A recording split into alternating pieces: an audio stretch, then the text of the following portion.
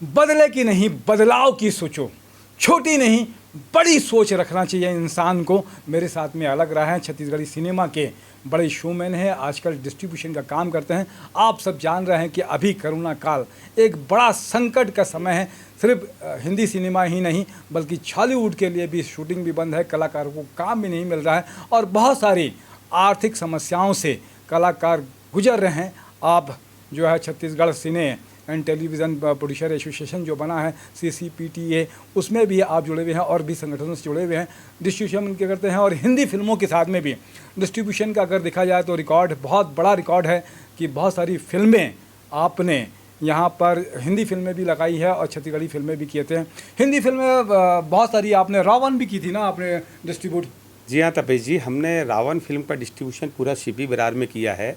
इसके बाद हाउसफुल 2 भी की है, जय हो, दमंग 2, इन फिल्मों का CP विरार में वितरण किया है और बहुत शानदार अनुभव है सिनेमा लाइन से अपने को, सिनेमा लाइन से कि फिल्मों को कैसे रिलीज़ करना है और उससे अपने को कैसे रिकवरी करना है। इससे पहले आप सिनेमा टॉकीज का भी बड़ा अनुभव है चलाने का। जी हाँ, मैं पहले सिनेमा एग्जीब्यूटर हुआ करता था एक समय में, तो उसी से जुड़ा हुआ हूँ। तो इसके कारण मुझे फिल्म डिस्ट्रीब्यूशन, एग्जीब्यूशन और फिल्म प्रोड्यूस का भी अनुभव है। तीनों चीज़ों का है। बहुत सारी फिल्में भी बनाई आपने, माया दे दे माया, कौन सी पिक्चर? जी, माया दे दे मायारू, बैरी के माया, कंगला होगी माला माल, रघुवीर, ये सब फिल्में आपने प्रोड्यूस भी की छत्तीसगढ़ी फिल्में। जी जी। क्या लगता है कि कोरोना आपके हिसाब से कब तक टॉकीज शुरू हो सकती है और क्या बेहतर हो सकता है?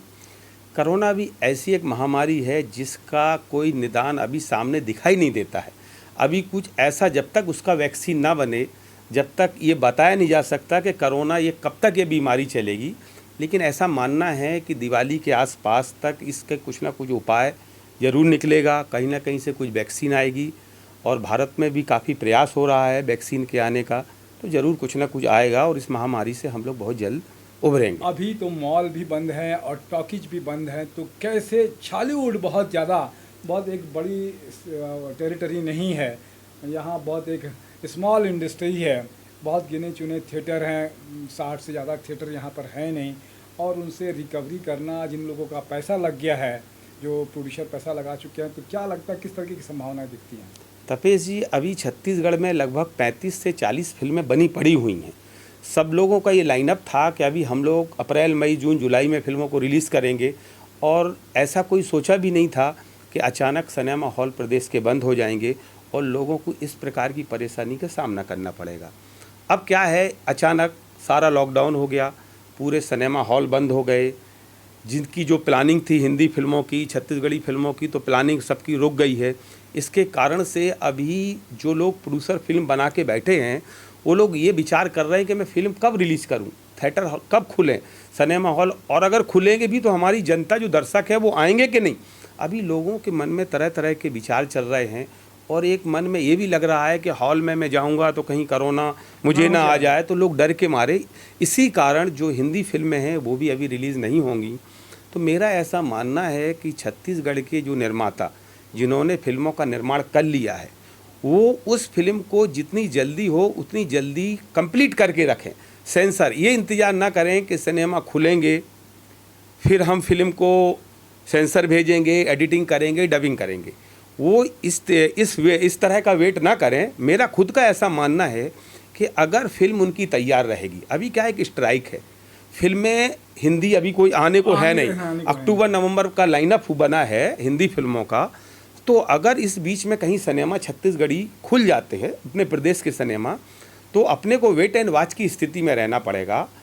ऐसा होगा कि अगर कोई निर्माता ने पहली फिल्म रिलीज़ की, संजोग से उसकी फिल्म हिट हो गई क्योंकि फिल्म बहुत दिन से आई नहीं और अचानक लोग बैठे हैं इस इंतज़ार में कि सिनेमा हॉल खुली और उसकी फिल्म हिट हो गई, तो बाकी निर्माता जो अच्छे फिल्म बना के रखे हैं, जिनको अपनी फिल्मों से बड़ी उम्मीद है, तो वो इस इंतज़ार में ना रहें कि हम बाद में करेंगे। अगर उनकी फिल्म रहेगी तो कंटिन्यू अगर फिल्म रिलीज़ होगी, तो मेरा ऐसा मानना है कि उस निर्माता को बहुत लाभ होने की उम्मीद मुझे नज़र आती है।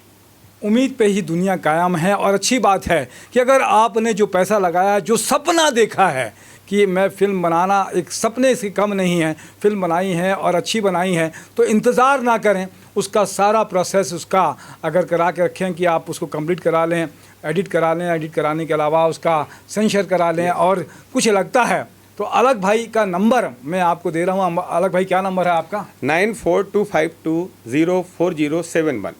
तो 94252 में 04071 04071 नंबर है आपका।